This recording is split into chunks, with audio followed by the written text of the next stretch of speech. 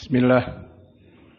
Innal hamdalillah nahmaduhu wa nasta'inuhu wa nastaghfiruh wa na'udzu billahi min shururi anfusina wa min sayyiati a'malina may yahdihillahu fala mudhillalah wa may yudlil fala hadiyalah wa asyhadu an la ilaha illallah wahdahu la syarikalah wa asyhadu anna Muhammadan abduhu wa rasuluh, amma ba'd. Alhamdulillah, pada kesempatan petang ini ba'dal maghrib, hari Kamis, malam Jum'ah, kita lanjutkan kajian di Fakultas Ilmil Aqidah dari kitab Ardul Ahlam, syarah dari Lamiyah Syekhul Islam, yang mana kitab ini membahas dari syair-syair yang ditulis oleh Syekhul Islam Ibn Taimiyah yang membahas tentang permasalahan akidah. Maka telah kita pelajari di pelajaran yang lalu dari syair Syekhul Islam Ibn Taimiyah rahimahullah yang berbunyi walikullihim qadrun ala wa fadailu, dan di riwayat disebutkan walikullihim qadrun wa fadlun sati'un. Maka maknanya keduanya sama, walikullihim, dan untuk mereka seluruh para sahabat itu qadrun wa fadailu, mempunyai derajat yang tinggi dan kemuliaan yang sangat besar. Dan juga di syair yang riwayat yang lain walikullihim qadrun wa fadlun sati'un, maknanya maka mereka seluruh para sahabat mempunyai keutamaan yang sati'un. Makna sati'un adalah dalam keadaan kemuliaannya dan kedudukan mereka yang sangat tinggi itu sangatlah tersebar kedudukan mereka di muka bumi ini. Maka beristidlal dari pembahasan ini seperti di pelajaran yang lalu dari ayat-ayat Al-Quran, seperti yang pendek dan yang panjang. Yang pendek seperti kuntum khaira ummatin ukhrijat linnas, kalian adalah manusia yang terbaik yang Allah ciptakan di kolong jagat ini. Dan juga kepada mereka orang-orang Al-Ansar, laqad radiyallahu anil mu'minin idh yubayyi'unak tahta syajarah. Maka Allah telah ridho kepada mereka kaum mukminin. Siapa? Orang-orang Al-Ansar yang berbaiat di bawah pohon, yang meminta agar Nabi Muhammad datang ke Yathrib, ke Madinah, dan mereka siap melindungi Nabi Muhammad dan para sahabatnya Al-Muhajirun. Maka dua ayat ini ditambah dengan ayat yang diriwayatkan dikeluarkan, biasa hadis, dikeluarkan, diriwayatkan, disebutkan oleh Al-Quran di surat Taubah, wasabiqunal awwalun minal muhajirin wal ansar walladina taba'uhum bi ihsanin radhiyallahu anhum wa radu'an.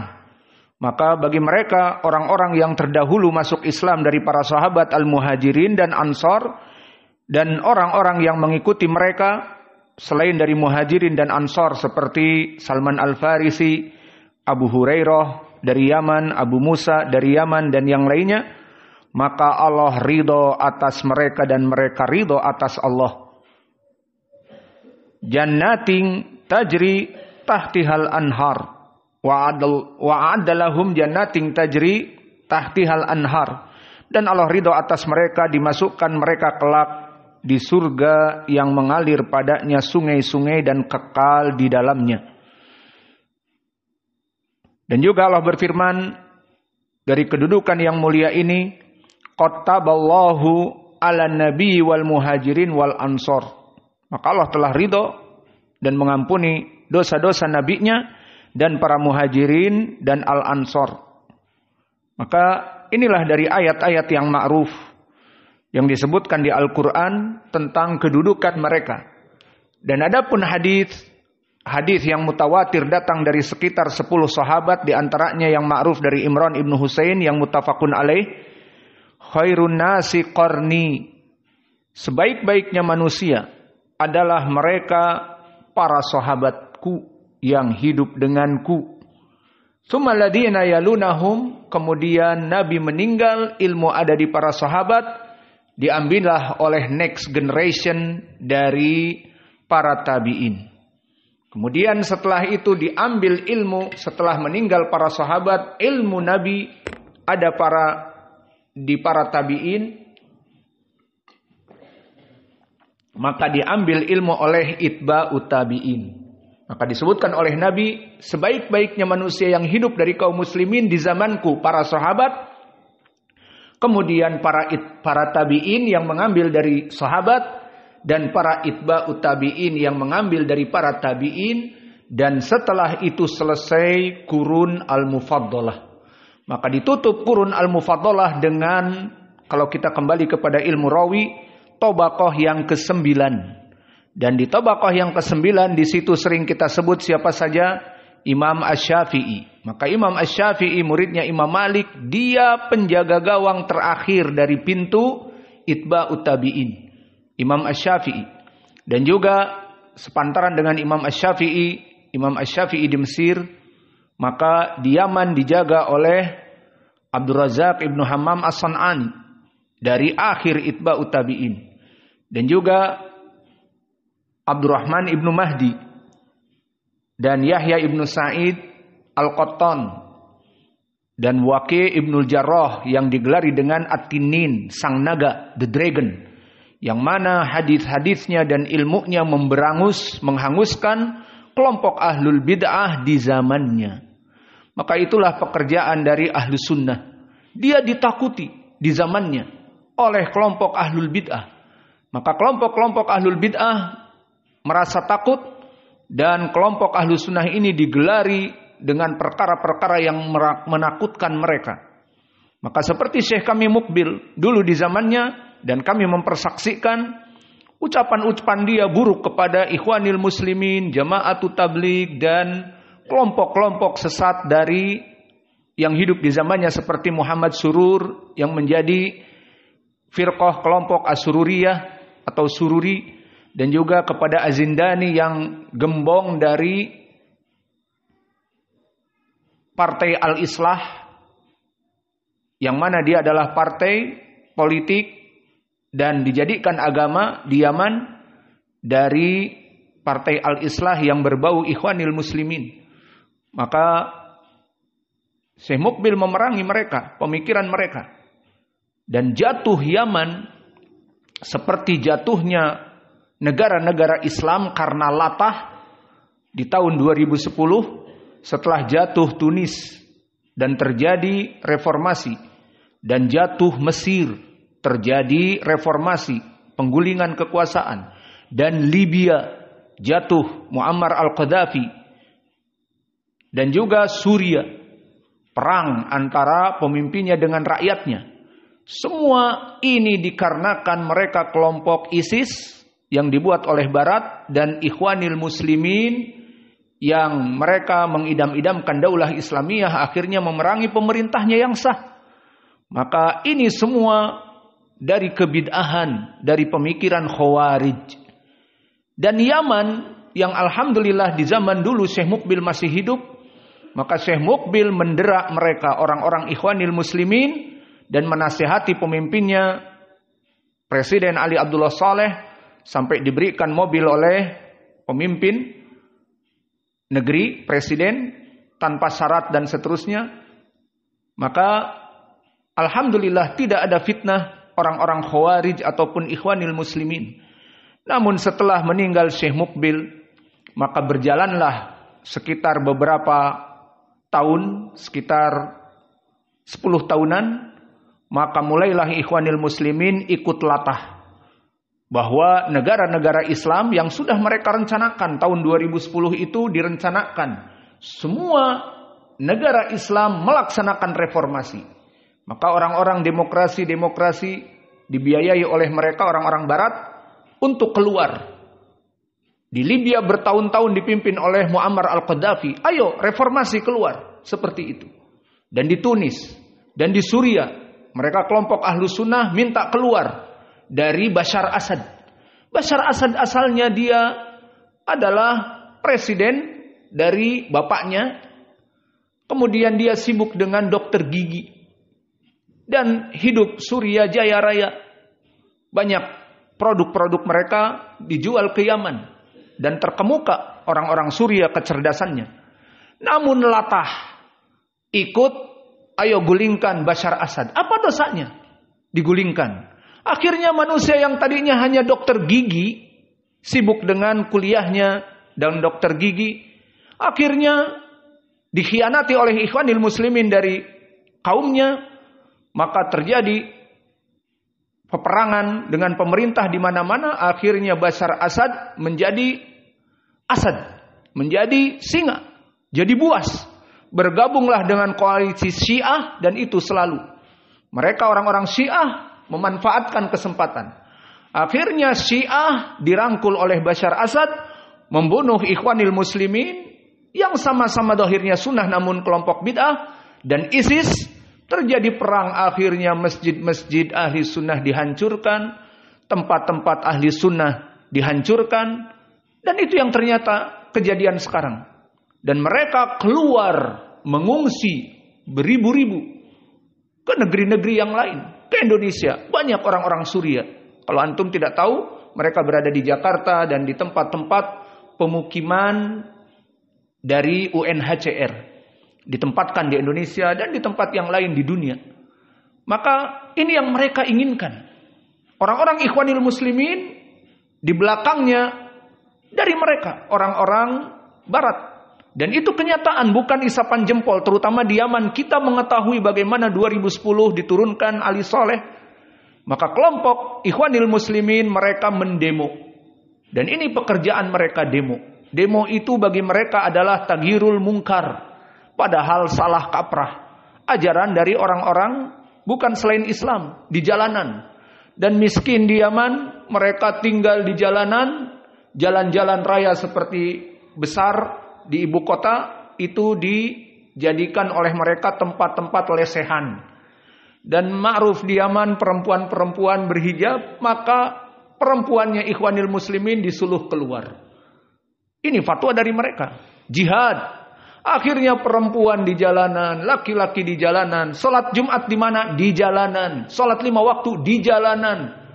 Mereka menempati jalan-jalan. Dan akhirnya terus menerus seperti ini, meminta agar presidennya Ali Soleh turun. Dan akhirnya alhamdulillah turun. Namun sebelum itu, mereka bahkan dengan jahatnya membom. Dibom, presiden sedang sholat Jumat. Meninggal banyak, namun presiden masih hidup dan hangus. Mazalah hayyan. Maka undur, bagaimana Ikhwanil Muslimin menghalalkan cara-cara dari zaman dulu. Maka mereka menghalalkan cara-cara untuk membantai dari orang-orang yang dengan pemerintah dan seterusnya. Maka Ali Soleh sedang sholat Jumat, tiba-tiba meledak. Dan itu sudah di skenario. Mereka banyak dari orang-orang yang mengetahui disimpan bomnya di mana dan kapan, ada CCTV diketahui bagaimana ditanam bomnya dan seterusnya. Maka kejadian itu terjadi. Presiden dibunuh. Namun panjang umurnya masih hidup, hangus dan masih hidup. Orang-orang yang di sekitarnya mati. Tersayat-sayat dengan percikan-percikan bom. Alhasil itulah keadaan Ikhwanil Muslimin. Maka mereka latah. Telah sukses negara-negara Libya, Tunisia, dan juga sekarang Suriah, antum lihat, dan juga Irak. Maka semua dikuasai oleh orang-orang yang sekarang pemberontak-pemberontak namanya. Dan di Yaman pun sukses. Akhirnya digulingkan Ali Soleh, yang naik siapa? Syiah Houthi. Dinamakan milisiat Al-Houthi ataupun gerombolan kalau di Indonesia KKB atau OPM yang ingin keluar dari pemerintah yang sah. Dan itulah keadaan Houthi. Dan mereka selalu Syiah. Di Suriah Syiah yang sukses. Dan begitu pun di Yaman, karena di Yaman dari dulu kelompok Syiah banyak, maka mereka sukses masuk kepada partai Syiah dan akhirnya mereka menggulingkan, dan yang membunuh presiden pun orang Syiah dari kelompok Al-Houthi. Itu yang membunuh Ali Soleh di kepalanya dan seterusnya. Maka kesimpulannya, mereka adalah orang-orang yang selain dari sunnah, dari dulu Syekh kami Mukbil memerangi mereka agar tidak bergabung dengan Ikhwanul Muslimin, karena Ikhwanul Muslimin mereka adalah para politikus, dan para politikus sekarang mereka takut dan seterusnya. Namun nanti jika ada angin bagi mereka, mereka akan keluar khuruj, dan itulah yang terjadi. Maka Syekh kami Mukbil rahimahullah digelari dengan Asadus Sunnah. Pada zamannya dia adalah singa dari ahli sunnah. Dan itulah yang diberikan gelar-gelar oleh para ulama. Maka Waqi' Ibnul Jarrah dia hidup di tabaqah yang terakhir dari itba'ut tabi'in. Maka setelah kita mengetahui Qurun al-Mufaddalah adalah sahabat, tabi'i dan itba'ut tabi'in, dan itba'ut tabi'in ditutup di tabaqah yang ke-9, seperti kami sebutkan dari tadi contoh-contohnya Waqi' Ibnul Jarrah, Abdul Razak Ibnu Hammam, As-San'ani, Yazid Ibnu Harun, Abdurrahman Ibnu Mahdi, Yahya Ibnu Sa'id Al-Qattan, dan Imam yang agung Asy-Syafi'i. Mereka lah orang-orang akhir dari kelompok itba'ut tabi'in yang dipuji oleh Nabi. Kemudian kita masuk kepada syair yang setelahnya. Lakinna masiddiqu minhum afdalu. Maka ini penutup dari syair dari alinea yang kedua. Lakin nama akan tetapi as-siddiqu. Maknanya Abu Bakar as-Siddiq minhum dari mereka para sahabat itu afdalu. Maka dia lebih baik daripada seluruh sahabat yang ada. Maka syair ini yang disebutkan oleh Syekhul Islam, lakin nama siddiqu minhum afdalu. Kita i'rab sedikit, dan ini penting i'rab ini agar kita mengetahui dan bisa menerjemah dengan baik dan benar. Kalimat lakin nama dinamakan kafah al-makfufah. Maka asalnya lakin. Apa itu lakin? Lakin adalah harfu istidrak, yang mana dia dari akhwat inna. Dan akhwat inna di sini dia mengi'rab tunsabul isma wa turfa'u al khobar. Maka kalau dia lakin, maka dibaca dengan lakinna siddiqa minhum afdalu. Bukan as-siddiqu tapi as-siddiqa. Lakinna as-siddiqa. Akan tetapi as-siddiqa mansub, karena dia ismun lakinna. Namun di dalam syair ini oleh Syekhul Islam dibuat dengan lakin nama ditambah ma. Maka ini dinamakan lakin nama adalah kafatul makfufah, yang mana dengan masuknya ma dia menggagalkan aksi dari lakin yang menasobkan ism dan merofakkan khobarnya, sehingga dibatalkan amalan lakin. Maka as-siddiqu marfu, i'rabnya lalu apa as-siddiqu? Kembali kepada mubtada marfu. Lalu mana khobarnya? Jar majrur, ataupun khobarnya adalah afdalu. Maka as-siddiqu minhum afdalu. As-siddiqu mubtada dan afdalu khobarnya marfu dengan dhammah, dan minhum jar majrur di sini. Maka ini yang diinginkan dengan lakin nama. Dan lakin nama tadi kami sebutkan i'rabnya seperti lakin, yang mana dia istidrak. Apa makna istidrak? Dia adalah mengomentari ataupun menyanggah dari lafaz yang sebelumnya. Lihat lafaz yang sebelumnya apa? Walikullihim qadrun ala wa fadailu. Maka mereka para sahabat itu semuanya dalam keadaan derajat yang tinggi. Kemudian diistidrak, dikomentari ataupun ditakkib. Ini makna lakinna, harfu istidrak, maknanya dikomentari. Lakinna ma, dikomentarinya akan tetapi dari semuanya yang tinggi itu as-siddiqu minhum afdalu. Itu maknanya. Namun dari kedudukan mereka yang tinggi-tinggi tadi, para sahabat semuanya tinggi. Dari mereka derajat yang tinggi-tinggi itu ada urutan who is the best. Siapa yang paling baik. Maka disebutkan yang paling baik afdalu, karena afdalu adalah ismu tafdil. Maknanya yang terbaik. Maka siapa yang terbaik? Lakin nama as-siddiqu, akan tetapi Abu Bakar as-Siddiq minhum afdalu. Dari para sahabat yang tadinya derajatnya tinggi-tinggi semua, dijadikan urutan Abu Bakar adalah orang yang paling tinggi dari derajat para sahabat yang semuanya mulia. Maka di sini lakin nama menggagalkan amalan lakin, dinamakan kafatil makfufah. Maka as-siddiqu menjadi mubtada dan afdalu menjadi khobarnya. Maka harus marfu, lakin nama siddiqu minhum afdalu. Coba kalau sekarang tanpa ma, lakin jadi bagaimana? Lakinna siddiqa minhum afdalu. Afdalunya tetap karena dia khobar lakin dalam keadaan marfu. Maka faidah barakallahu fikum dari syair yang terakhir ini dari alinea, bukan terakhir dari semuanya tetapi dari alinea. Akidah Ahlussunnah wal Jamaah menjadikan Abu Bakar orang paling baik setelah Nabi Muhammad, dan ini keyakinan penting sekali. Mengeluarkan dari keyakinan seperti ini orang-orang ahlul bid'ah. Seperti nanti kita ketahui Syiah Ar-Rafidah, maka mereka tidak mengakui Abu Bakar sebagai orang yang terbaik.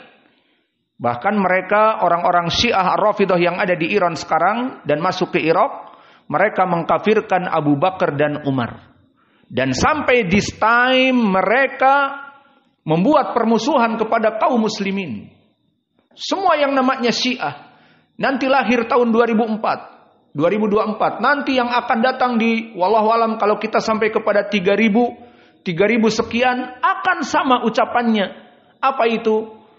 Bahwa Abu Bakar dan Umar perampok yang harusnya khalifah diberikan kepada Ali, dirampok dan disabotase dan dikudeta oleh mereka.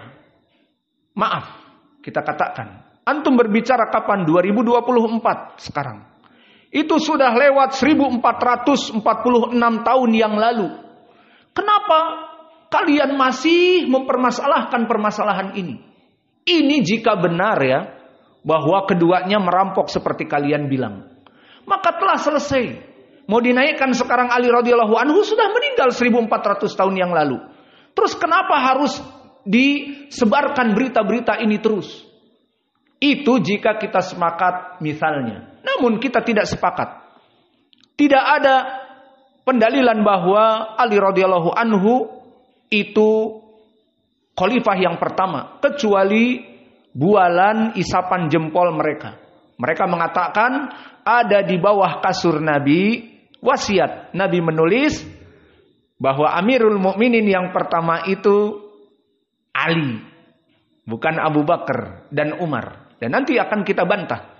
Maka dari kisah, legenda, dongeng ini disebarkan untuk membuat kebencian kaum muslimin, terutama Syiah, membenci ahli sunnah. Maka orang-orang oknum-oknum para pembual ini mengatakan, wahai orang-orang Syiah, lihat orang-orang sunnah. Maka mereka merampok kekuasaan, kekhalifahan yang harusnya kepada Ali dijadikan kepada Abu Bakar.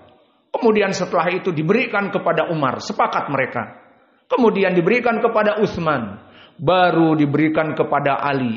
Maka mereka zalim semuanya.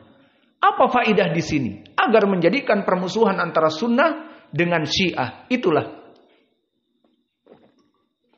Maka dari sini keyakinan bahwa seluruh para sahabat dalam keadaan derajat yang tinggi, namun yang puncak prima adalah Abu Bakar. Inilah manhaj ahli sunnah. Dan keluar padanya terutama kelompok Asy-Syiah Ar-Rafidhah. Adapun kembali kepada lafaz walakinna mas-siddiqu, dia marfu di sini karena digagalkan dari ismun inna kembali menjadi mubtada. Lalu as-siddiq itu siapa? Maka as-siddiq kembali kepada laqab dari Abu Bakar. Siapa yang tahu nama Abu Bakar? Abu Bakar siapa namanya? Ada yang tahu? Abdullah ibnu Abi Quhafah. Dan Abu Quhafah adalah Utsman. Berarti namanya Abdullah ibnu Utsman. Jadi ini nama Abu Bakar. Abu Bakar adalah laqab ataupun kunyah Abu Bakar. Seperti kita Abu Hudzaifah, namanya Said. Seperti para sahabat yang ma'ruf dengan Abu Hurairah misalnya. Namanya siapa? Abdurrahman ibnu Sakhr. Meskipun tidak terkenal, yang terkenal Abu Hurairah kunyahnya. Begitupun Abu Bakar. Dia namanya adalah Abdullah, hamba Allah. Di saat orang-orang menyebutkan Abdul Uzza, hambanya Uzza, dan yang lainnya, maka dia mengatakan Abdullah, hamba Allah. Maka Abdullah ibnu Abi Quhafah ataupun Abdullah ibnu Utsman, maka dialah dari Abu Bakar. Maka Abu Bakar di sini dari Bani Quraisy, min Tamim, Quraisy. Maka At-Taimi Al-Qurashi. Dan dia adalah khalifah yang pertama setelah meninggalnya Nabi. Dan siapa yang melakobi di sini dengan As-Siddiq? Yang melakobi tidak tanggung-tanggung Nabi Muhammad sallallahu alaihi wa ala alihi wasallam itu sendiri. Maka seperti telah datang di dalam hadis-hadis yang sahih bahwa Nabi Muhammad yang melakobi dari Abu Bakar As-Siddiq.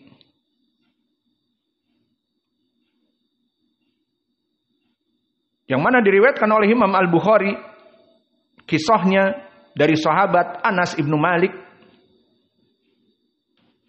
Disebutkan bahwa Nabi SAW sa'ida Uhudan.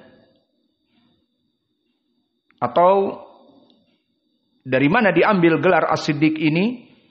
Dari ucapan Nabi di hadis yang diriwayatkan oleh Imam Al-Bukhari dari Anas, di saat Nabi bersama para sahabatnya yang mulia Abu Bakar dan Umar dan Utsman berempat dengan Nabi, naik kepada gunung Uhud. Maka rajafa Uhud. Apa makna rajafa? Bergetar gunung Uhud. Faqala usbut Uhud, usbut Uhud. Nabi berkata, tenang, tenang wahai gunung Uhud, tenang. Fa inna ma alaikan nabi was-siddiqa wasyahidain. Wasyahidain. Apa maknanya? Tenang wahai Uhud, jangan takut. Tidaklah yang naik sekarang kepadamu adalah Rasulullah Nabi Muhammad dan As-Siddiq. Ini dia poinnya. Digelari oleh Nabi dengan As-Siddiq. Dan dua orang yang akan mati syahid. Maka di sini menjadi pendalilan bagi kita bahwa Umar masih hidup, disebutkan akan mati syahid, dan Umar tahu dirinya akan dibunuh. Dan begitupun Utsman akan dibunuh.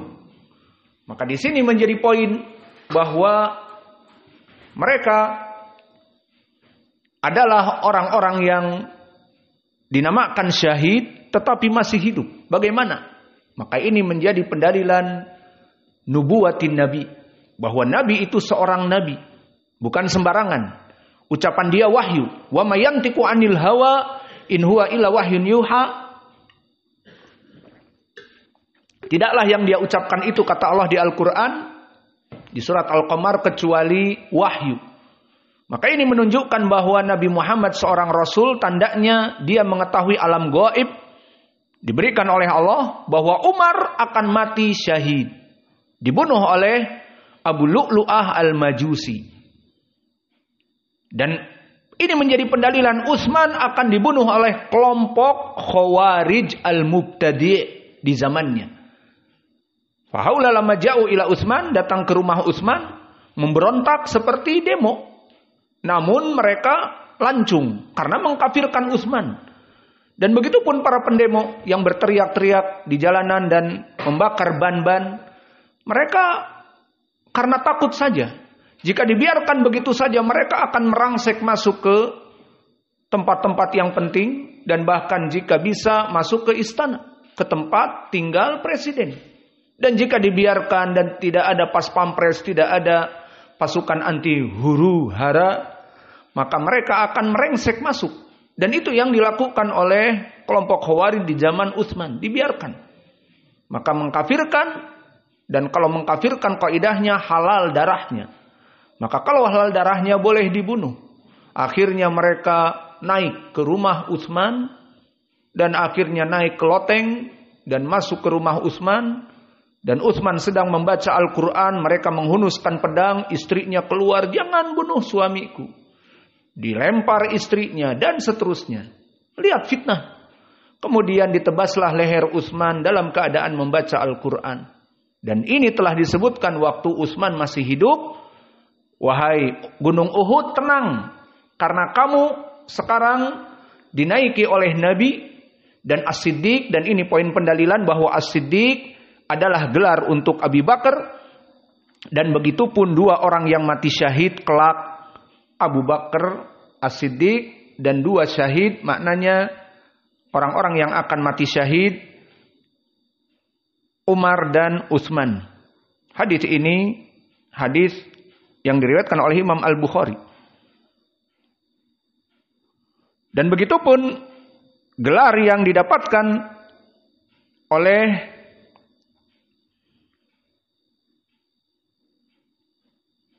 Abu Bakar selain hadis yang diriwayatkan oleh Imam Al-Bukhari dari Anas tadi, hadis yang sahih, telah datang juga hadis-hadis dari riwayat-riwayat selain Al-Bukhari yang banyak, dan kedudukannya dhaif, namun bisa naik kepada derajat hasan li ghairih, paling sedikit, ataupun sahih. Dikisahkan oleh Aisyah radhiyallahu anha, lama usriya bin Nabi ilal masjid al-Aqsa, asbaha yatahaddatsun nas bidzalik. Maka di saat Nabi pada malam itu diisrakan. Apa makna al-Isra? Peringatan Isra dan Mi'raj. Al-Isra diperjalankan malam, itu maknanya Isra. Dari Makkah ke Palestina, dari Masjidil Haram ilal Masjidil Aqsa.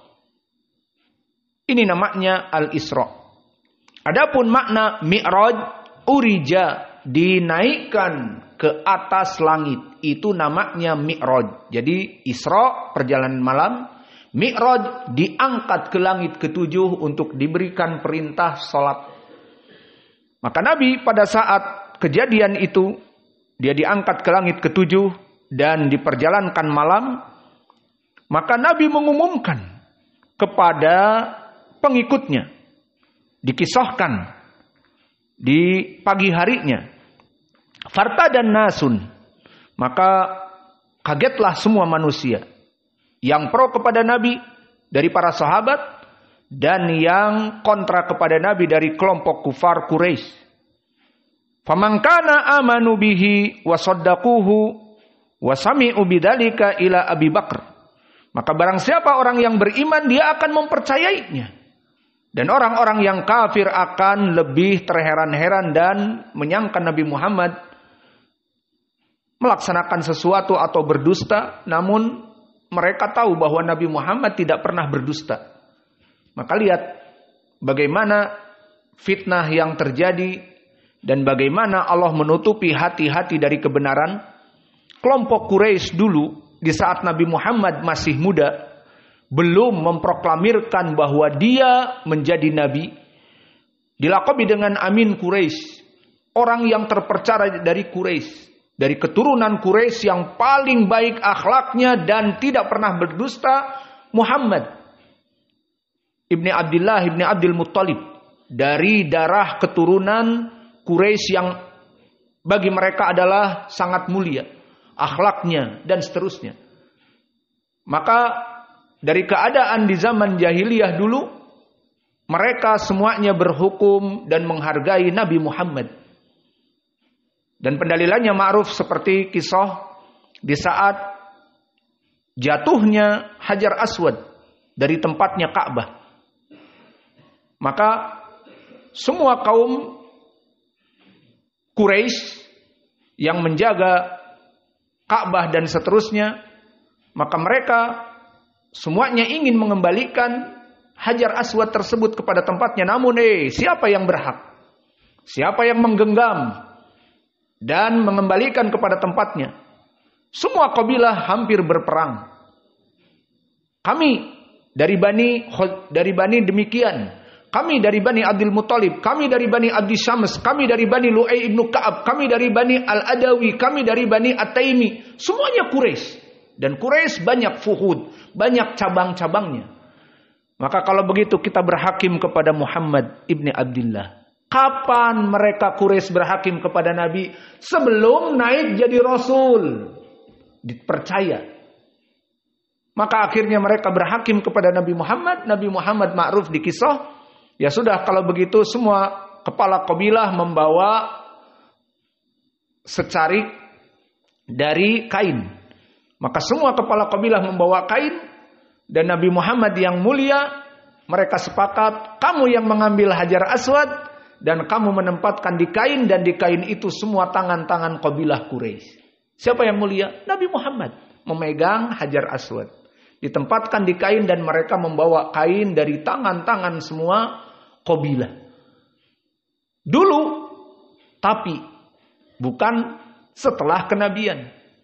Dan dalilnya juga di hadis yang muttafaqun alaih di saat Nabi mendakwahkan dakwah tauhid, qul la ilaha illallah tuflihu.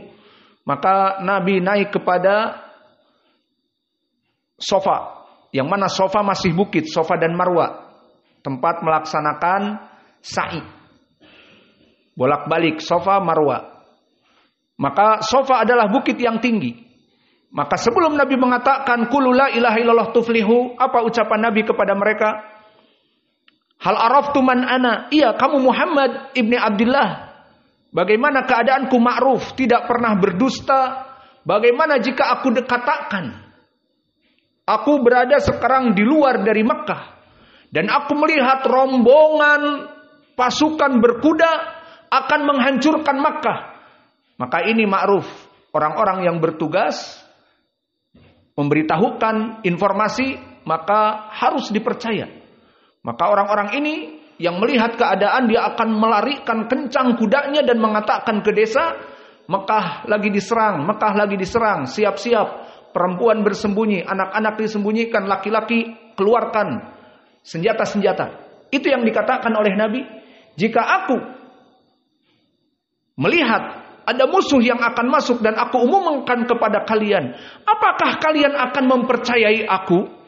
Dikatakan, na'am ya Muhammad, anta al-amin, laqad jaraina ma'akum, ma'indakum al-kadib.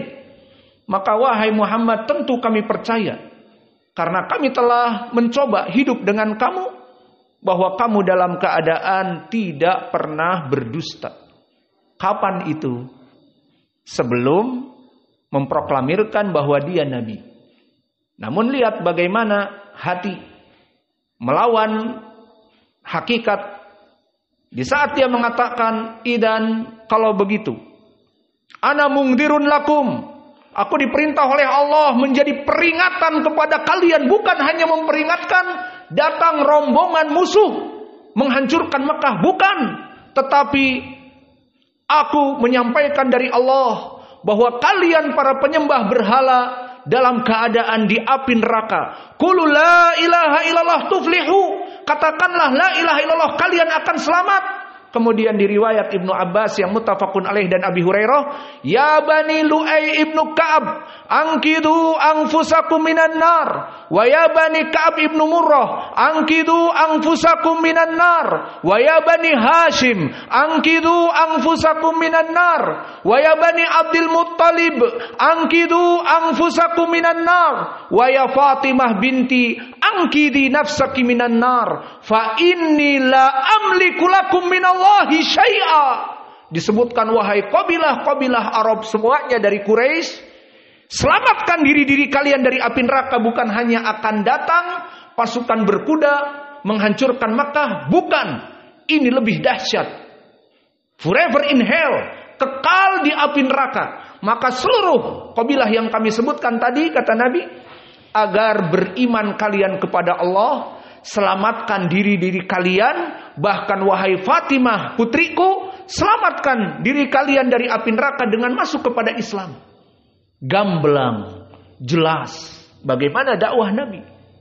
Maka disebutkan kum fa'angdir di dalam surat Al-Mudaththir. Maka serulah kepada kebenaran. Dan juga di dalam ayat yang lain, wa angzir ashiratakal aqrabin.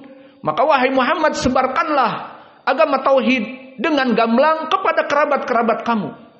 Setelah Nabi membeberkan apa yang hak, di mana dia diutus menjadi Nabi, didustakan. Dusta karena hawa nafsu. Orang yang maha jujur, kemudian memberikan dakwah kepada tauhid, hanya menyembah Allah yang esa, maka mereka mengatakan kadzibun, sahirun kadzab. Di Al-Quran banyak disebutkan bahwa Nabi Muhammad penyihir dan pendusta. Lihat bagaimana orang-orang kufar. Maka oleh sebab itu orang-orang kufar di zaman now membuat fitnah-fitnah seperti Syiah tadi, bahwa Abu Bakar merampok.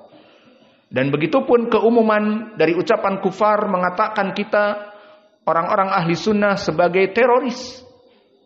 Dan begitupun dari mereka orang-orang yang memusuhi dakwah mengatakan kita ini Wahabi. Padahal Wahabi itu apa? Mereka pun yang mengatakan Wahabi bingung. Wahabi itu siapa? Terus apa ajarannya?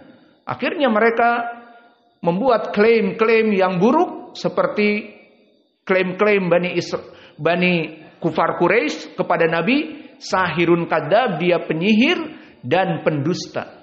Padahal hakikatnya tidak seperti itu. Maka pada saat itu kaum muslimin yang beriman kepada Nabi Muhammad, maka mereka tidak goyah sama sekali. Adapun orang-orang kufar dan musyrik, maka mereka ini aneh.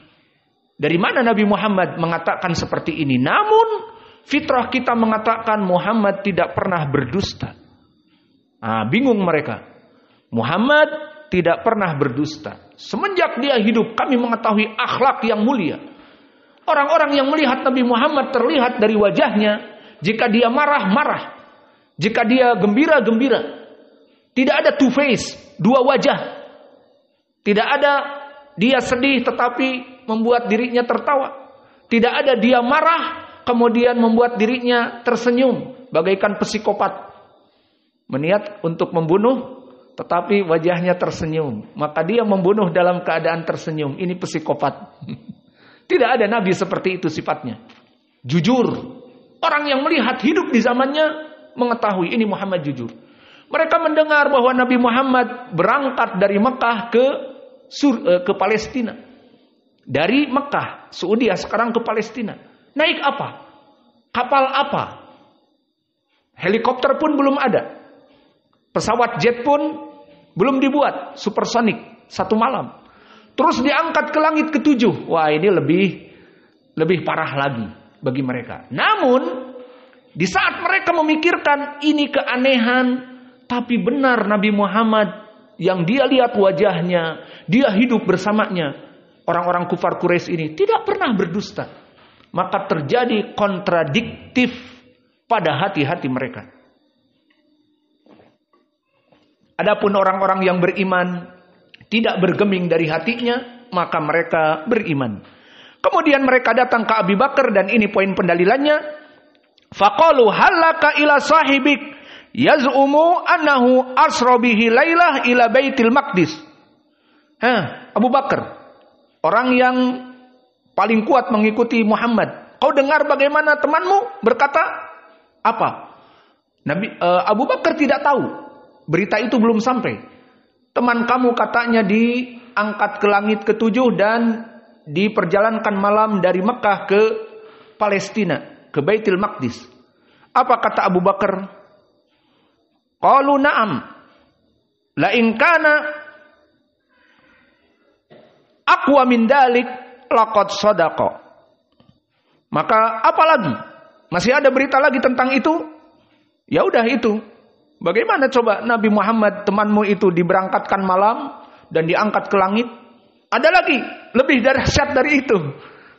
Tidak ada, itu yang kami dengar. Dia menyebarkan pagi ini seperti itu. Maka ketahuilah bahwa aku mengimani bahwa itu semuanya benar. Laqad shadaqa, maka telah benar. Maka orang-orang Quraisy melihat Abu Bakar mengimani Nabi Muhammad, maka mereka pun lebih berpikir lagi. Ini Abu Bakar orang paling soleh juga di Quraisy, diakui oleh orang-orang kufar. Dia mengimani Muhammad, membenarkan apa yang dikatakan oleh Nabi Muhammad. Dan Nabi Muhammad bagi kami pun orang Quraisy orang yang jujur. Maka lebih bingung lagi.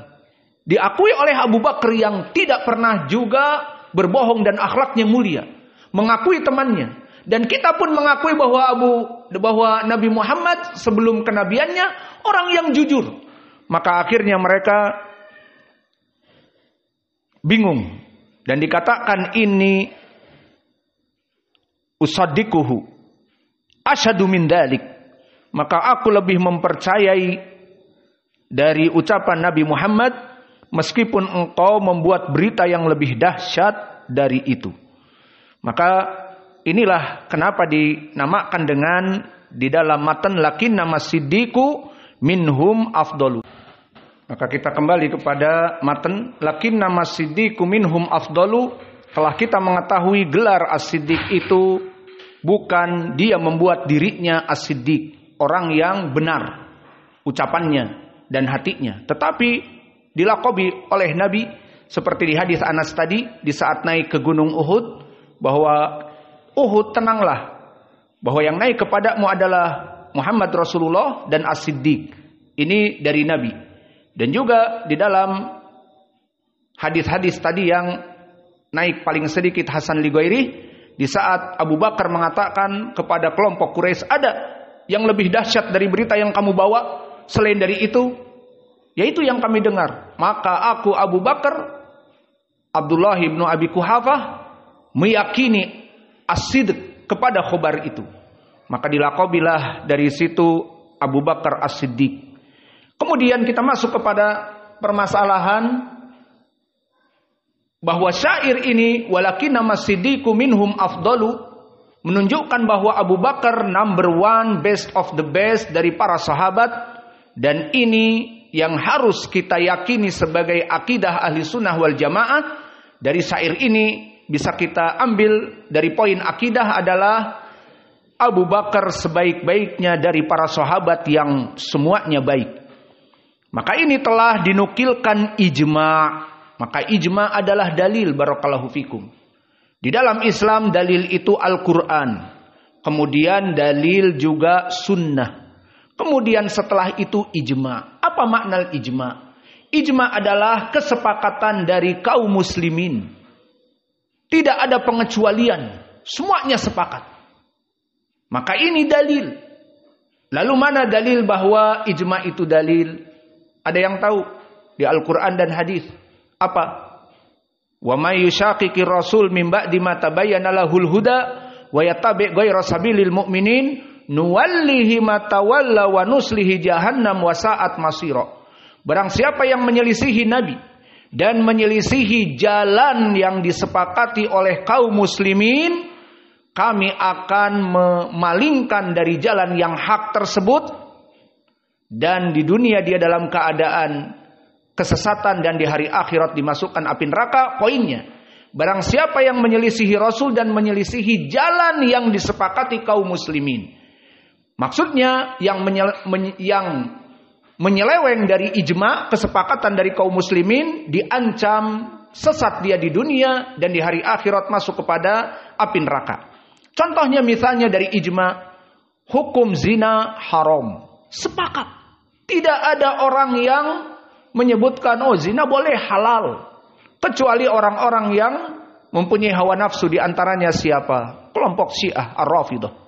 Maka mereka melaksanakan zina yang dilegalisir oleh agama. Kelompok Syiah ini dinamakan nikah mut'ah. Telah datang hadis-hadis tentang nikah mut'ah, bahwa dulu Nabi membolehkannya kepada para sahabat di saat berjihad. 3 bulan, 6 bulan. Melawan orang-orang kafir dalam keadaan safar. Maka diperbolehkan untuk mengambil perempuan-perempuan. Namun setelah itu di dalam hadis-hadis semua sepakat ahli sunnah, datang di dalam riwayat-riwayat sahih di Muslim terutama banyak sekali jalan-jalannya, dan Nabi melarangnya sampai hari kiamat nikah mut'ah ini. Maka itu perkara yang haram, dihalalkan oleh Syiah di zaman now. Maka di Irak mulai masuk Syiah, dan juga di Iran tempatnya. Maka mereka banyak perempuan-perempuan yang nikah sekarang kontrak. Kalau di Indonesia namanya nikah kontrak. Orang-orang Syiah Indonesia menyebutnya nikah kontrak. Maka bayar mahar yang murah. Kalau dengan dolar misalnya $50 atau $100, atau dengan rupiah Indonesia 300, 500, hidup berdampingan seminggu. Tanpa bapak menjadi saksi, tanpa bapak menjadi wali. Kemana bapaknya tidak tahu. Pokoknya dia datang yang menikahkan dari pemerintah resmi. Orang-orang Syiah. Mereka di Iran ada jabatannya. Khusus menikahkan. Mana walinya? Nggak usah pakai wali. Terus itu perempuan di mana? Ketemu di jalan. Biasa aja. Ketemu di jalan, nikah mut'ah yuk. Ayolah, aku juga baru ditolak oleh suamiku kemarin. 2 pekan yang lalu. Seperti itu. Dan itu wakil. Karena apa? Karena mereka diberikan hadis-hadis palsu tentang keutamaan nikah mut'ah. Barang siapa perempuan, gak usah pakai bahasa Arab. Karena hadisnya maudhu, palsu. Dan mereka pun bahasanya bukan bahasa Arab. Mereka terjemahkan ke bahasa Iran mereka. Barang siapa yang menikah perempuan 70 laki-laki, dia mendapatkan kunci pintu surga. Wah, enak banget. 70 laki-laki. Sekarang sepekan dengan ini, pekan lain dengan sana. Terus dapat uangnya ditabung. Sepekan dapat 300.000. Pekan depan agak kaya 500.000. Dan seterusnya. Dan ini prakteknya di mana-mana. Dan di Indonesia juga banyak kelompok Syiah melaksanakan yang demikian. Allahul musta'an.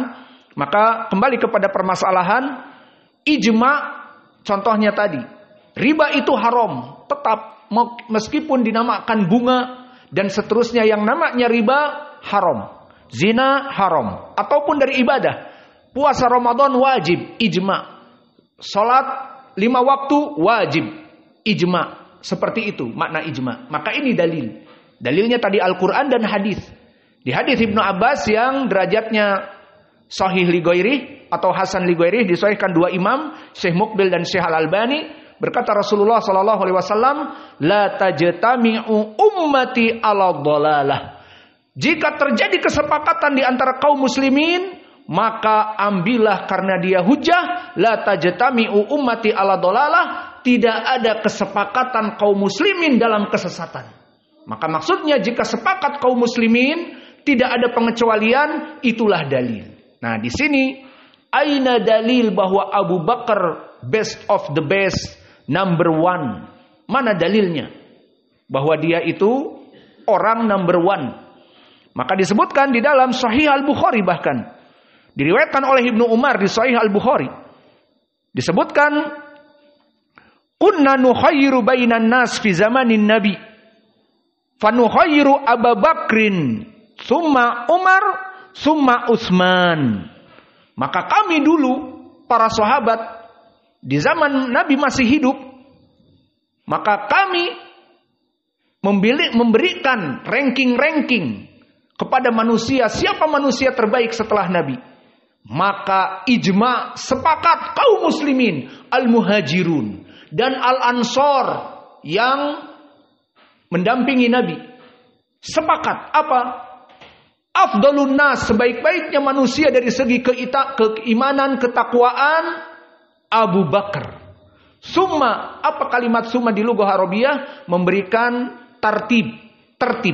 Maksudnya Abu Bakar number 1, summa Umar number 2, summa Utsman number 3. Ini yang sepakat kaum muslimin. Bahkan Ali itu khilaf. Dia antara yang keempat atau dia di antaranya yang ketiga. Itu khilaf di kalangan ahli sunnah. Namun yang ijma 3 ini. Abu Bakar, summa Umar, summa Utsman. Harus dengan lafaz summa, maknanya tartib.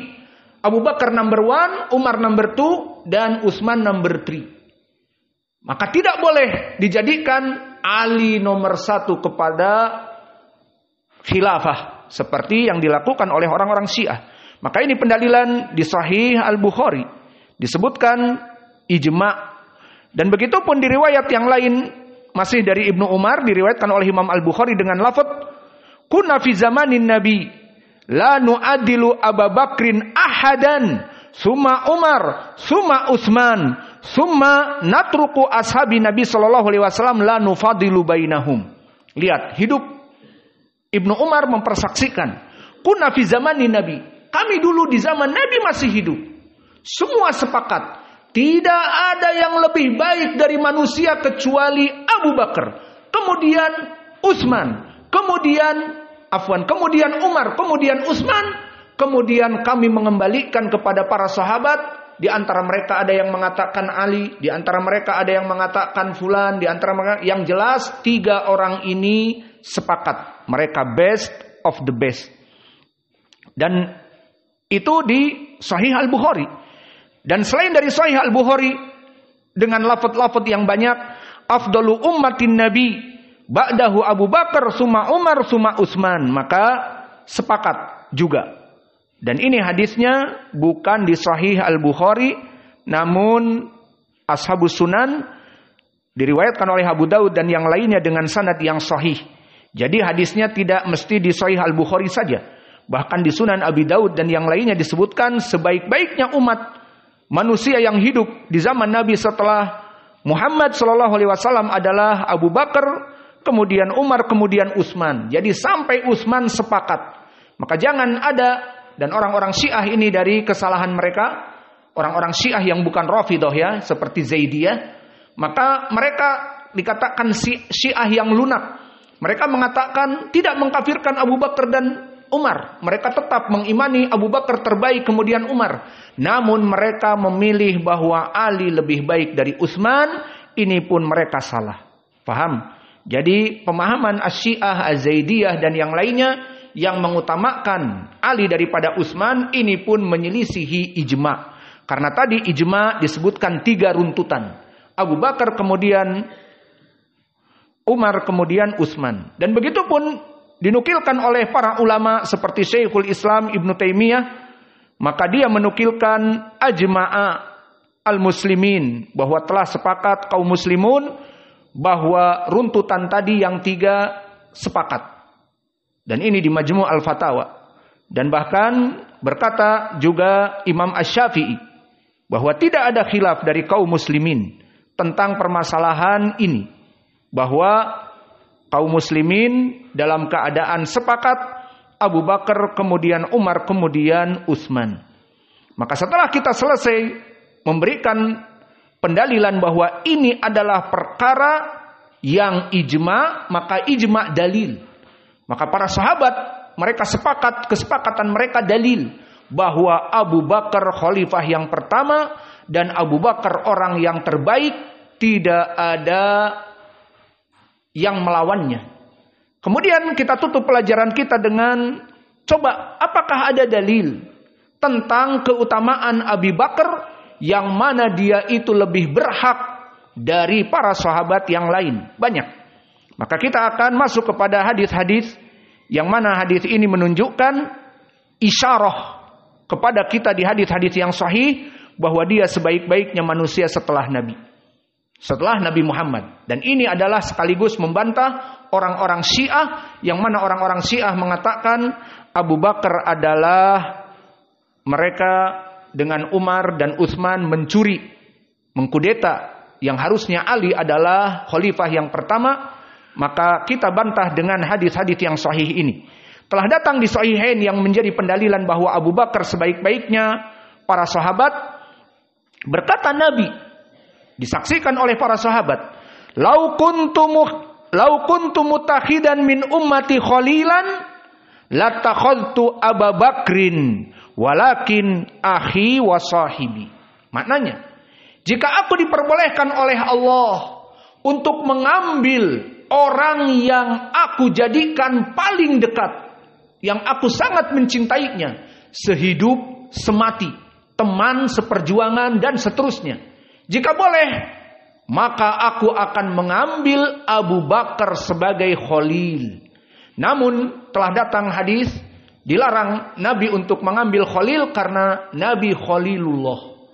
Karena Allah menjadikan Nabi Muhammad adalah orang yang paling dicintai, maka tidak boleh Nabi mengambil khalil karena dia telah dijadikan khalilullah. Maka Nabi pun mengatakan, jika aku boleh mengambil khalil orang yang paling dekat, aku jadikan Abu Bakar khalil.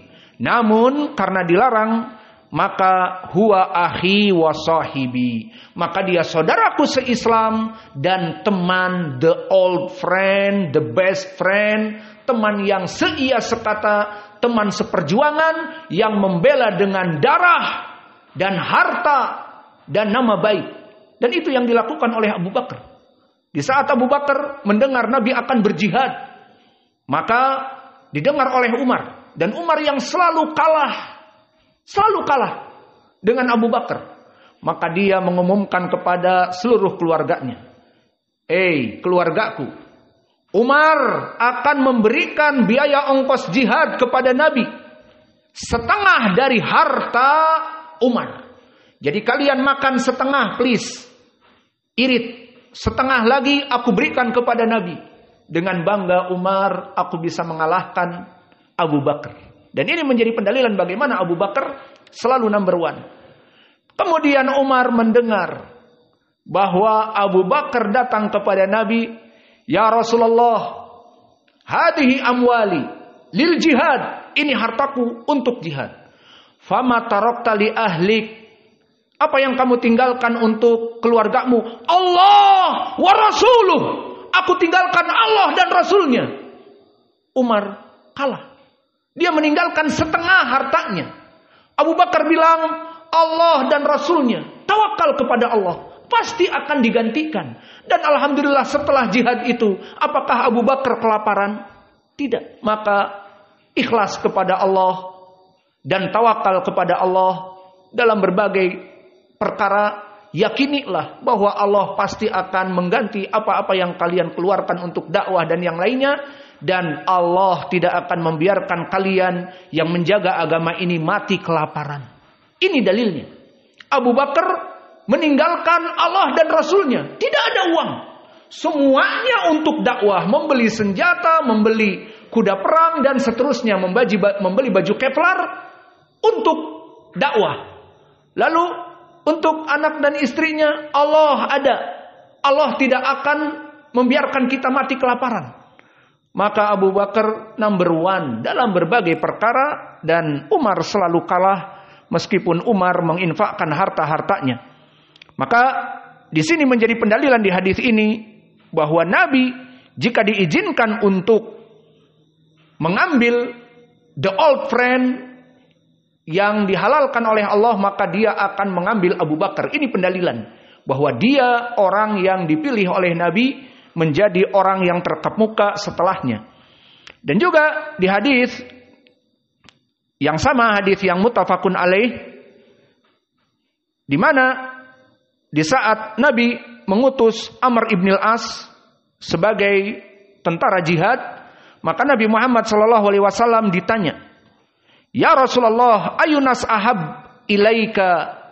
Wahai Rasulullah, siapa orang yang kamu cintai? Langsung Aisyah, istrinya yang tercinta, yang dia sangat mencintai. Karena Rasulullah yuhibbuha jiddan, istri yang salihah, muda dan cantik, bla bla bla. Maka Nabi langsung keluar dari lisannya Aisyah. Kemudian dikatakan lagi oleh sahabat Amr ibn al-As, "Minarijal ya Rasulullah," dari laki-laki. Langsung abuha, bapaknya Abu Bakar. Maka di sini setelah itu qultu sumaman, kemudian siapa? Umar. Nah, ini pendalilan. Setelah Abu Bakar, Umar. Kemudian berkata Amr, fasakattu, maka aku diam, takut. Apa? Nabi menyebutkan setelah itu siapa fulan dan fulan dan fulan. Lihat bagaimana rasa malunya sahabat. Wa ana sakattu makhofatan an yaj'alani fi akhirihim. Maka aku diam, aku takut Nabi kemudian menyebutkan dan kamu. Lihat bagaimana para sahabat dulu. Tidak ingin dia tampil kepada Nabi agar disebutkan namanya orang yang dicintai, tidak. Dia hanya bertanya, siapa dari laki-laki yang paling engkau cintai? Abu Bakar. Kemudian siapa ya Rasulullah? Umar. Kemudian Nabi menyebutkan fulan, fulan, fulan. Amr ibn al-As diam, tidak bertanya lagi. Takut dirinya gara-gara dia bertanya, dan kamu juga. Paham? Tidak ingin para sahabat kesohor, tidak ingin para sahabat diakui oleh Nabi. Cukuplah ikhlas antara dia dengan Allah, berjuang bersama Nabi. Tidak mesti Nabi mengumumkan dia, maka dia dalam keadaan diam, takut Nabi menyebut namanya. Lihat keagungan para sahabat. Maka pendalilan juga, tadi dua dalil. Bagaimana Abu Bakar paling berhak. Dari dua dalil ini, tadi disebutkan, Nabi berhak untuk mengambil orang terkasih. Jika dihalalkan, maka Abu Bakar yang berhak. Dan kedua, keluar dari lisannya Nabi. Siapa orang yang paling engkau cintai dari laki-laki? Abu Bakar, kemudian Umar. Kemudian yang ketiga, di hadis yang sama, muttafaqun alaih juga, di mana Nabi Muhammad SAW diriwayatkan oleh Abu Musa al-Ash'ari, di saat Nabi sakit, fastadda maraduhu, faqala murru Abu Bakrin falyusalli bin nas. Maka di saat Nabi sakit, Nabi tidak memilih siapa-siapa gantinya. Dan permasalahan salat, kepemimpinan imam dalam salat, perkara yang agung dan kepercayaan agama. Dan Nabi akan meninggal. Maka siapa yang dipilih? Maka kata Nabi, murru Abu Bakrin bisalah, perintah Abu Bakar untuk salat. Maka dari mandat ini, apakah dicintai oleh Aisyah? Oh, bapakku terpilih, bukan bapaknya Hafsah Umar, karena sama-sama Tobinah ataupun madu. Maka Aisyah justru malah mengadu kepada Nabi. Kenapa memilih bapaknya? Lihat, di dalam permasalahan ini, para sahabat tidaklah nepotisme. Maka menginginkan bapaknya yang lebih didahulukan. Maka Aisyah mengadu, ya Rasulullah, Abu Bakar rajulun raqiq, mata yakum maqamak, la yastati'u an yusalliya bin nas. Wahai Rasulullah, kenapa engkau pilih Abu Bakar? Abu Bakar hatinya lembut. Dia kalau membaca Al-Quran nangis. Kalau membaca Al-Quran demikian dan demikian. Dan dia orang yang lemah yang tidak bisa menjadi pengganti kamu. Maksudnya bukan masalah salat saja, jihad. Masalah yang demikian dan demikian. Karena dia orang yang baik, lemah, lembut.